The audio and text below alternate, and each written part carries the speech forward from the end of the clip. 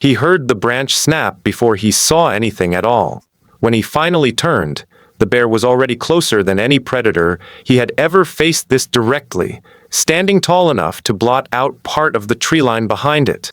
There was no spear ready in his hand, no clear path to run, and no time to think through options the way he might have wanted to. What he actually did in the next few seconds contradicts almost everything people assume about facing a large predator, and by the end of this, you will understand why running was rarely the choice that kept ancient humans alive in this exact situation.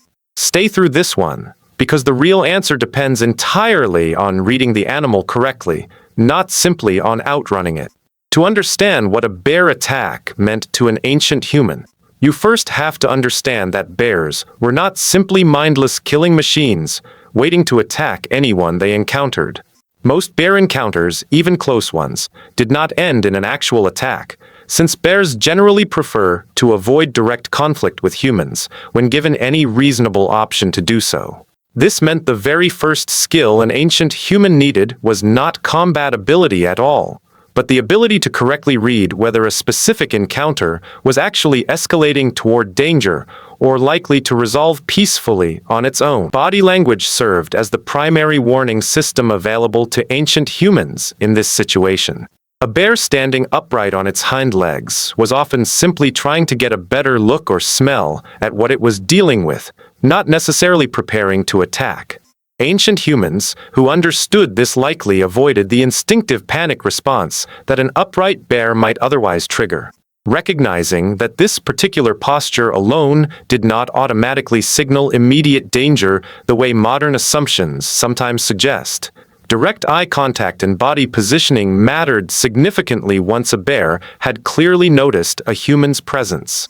Ancient humans appear to have learned, likely through repeated close encounters across generations, that making themselves appear larger, raising their arms, and standing tall rather than crouching or turning away, could sometimes discourage a bear from escalating further. Turning your back and running, by contrast, could trigger a predator's chase instinct almost automatically, converting a tense but potentially resolvable encounter into an active pursuit.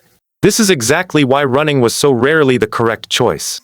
Bears are capable of moving at speeds no human could ever hope to match, meaning an ancient human who turned and ran was very likely to be caught quickly, especially across open or uneven terrain. Standing your ground, backing away slowly while continuing to face the animal directly, gave a far better chance of the situation resolving without direct physical conflict at all. Now think about this for a moment.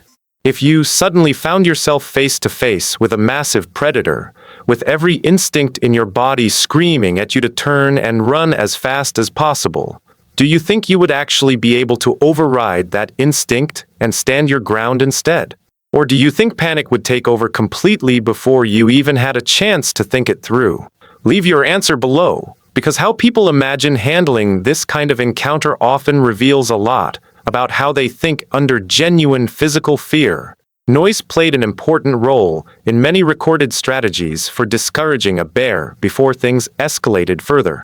Ancient humans appear to have used loud, sudden sounds, shouting, banging tools together, or similar noise-making, in an attempt to startle a bear into retreating before any physical contact occurred.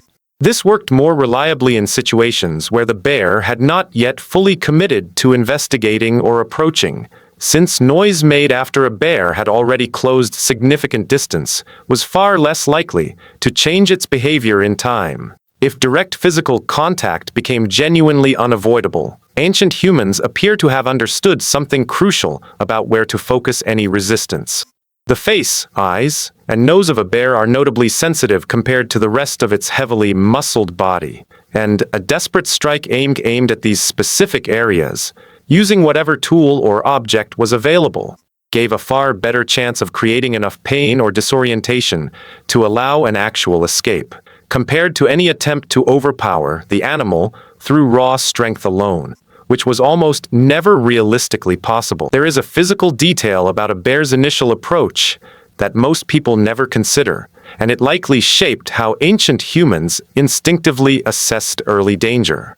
A bear moving in a slow, deliberate manner occasionally pausing to sniff the air or look around, was often simply investigating an unfamiliar scent or sound rather than actively hunting. A bear moving quickly, directly, and without hesitation toward a specific target represented a genuinely different and more urgent situation. Ancient humans with enough exposure to these encounters likely developed a strong, almost unconscious ability to distinguish between these two very different approach patterns, adjusting their own response accordingly, rather than treating every bear sighting as an identical threat, requiring an identical reaction. Sound itself carried important information beyond simple noise-making as a deterrent. Certain vocalizations a bear made, low huffing, jaw-popping, or specific grunting patterns, often signaled rising stress or agitation well before any physical escalation occurred. Ancient humans who spent significant time in bear territory likely learned to recognize these specific warning sounds, treating them as a clear signal to increase distance immediately rather than waiting for a more obvious sign of aggression that might arrive too late to react to safely. Time of day and season influenced bear behavior in ways that ancient humans with generational territorial knowledge likely tracked closely. Bears preparing for winter hibernation often became significantly more food-driven and active during specific periods, increasing the likelihood of encounters near food sources during those particular months. Ancient humans aware of this seasonal shift likely adjusted their own movement patterns and level of caution accordingly. Understanding that the same location considered relatively low risk during one part of the year could become considerably more dangerous during another. The specific tool or object available at the moment of an encounter likely influenced which defensive strategy an ancient human actually attempted. Someone carrying a long spear had a genuinely different set of realistic options compared to someone caught entirely empty-handed, and ancient humans appear to have adjusted their approach based on whatever they actually had available in that exact moment, rather than following a single rigid strategy, regardless of circumstance. This adaptability, built from necessity, rather than formal training, likely made the difference in situations where the theoretically ideal response simply wasn't physically possible given what was on hand. If this part surprised you, that fighting back in the right specific spot mattered far more than raw physical strength ever could, that is worth sitting with for a moment, because it shows how much of ancient survival against predators depended on precise, informed decisions rather than simply being strong or fast. Playing dead served as a genuinely different strategy used in some specific bear encounter situations, though its effectiveness depended heavily on the exact circumstances and type of bear involved.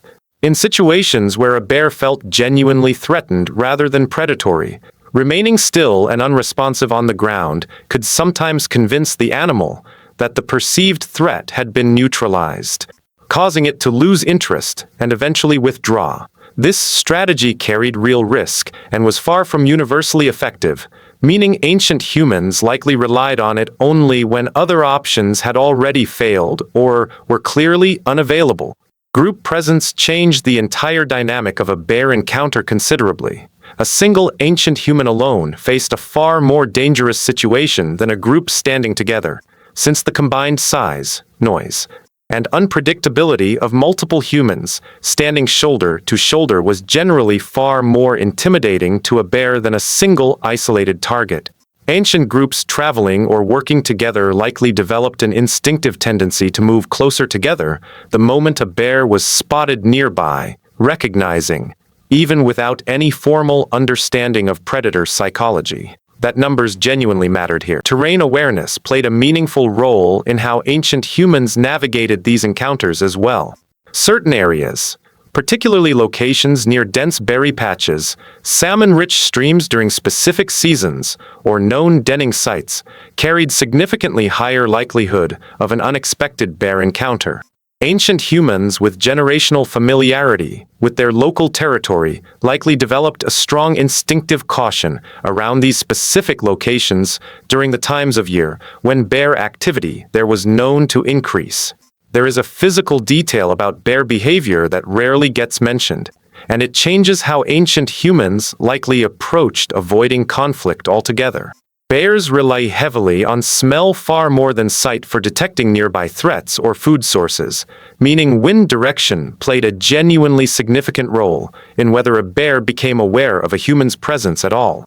Ancient humans moving through bear territory likely paid close attention to wind direction, understanding, even without any formal reasoning about scent detection, that moving with the wind at their back increased the chance of surprising a bear at close range, while moving into the wind gave the bear more warning, and often more time, to avoid the human entirely on its own.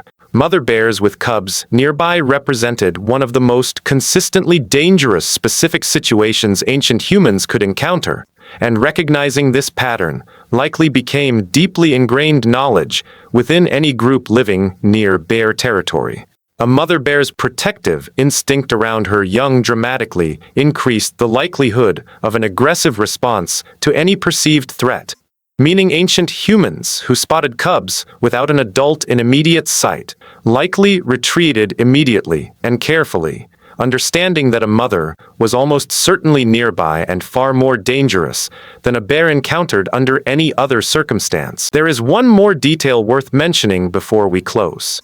Individuals within a group who develop genuine skill at reading bear behavior accurately, choosing the right response in the right moment, likely held real practical value within their community. A quiet form of expertise built entirely from repeated exposure and careful observation, rather than pure physical bravery alone. So the next time you picture an ancient human facing a bear at close range, remember that survival rarely came down to raw physical strength or speed.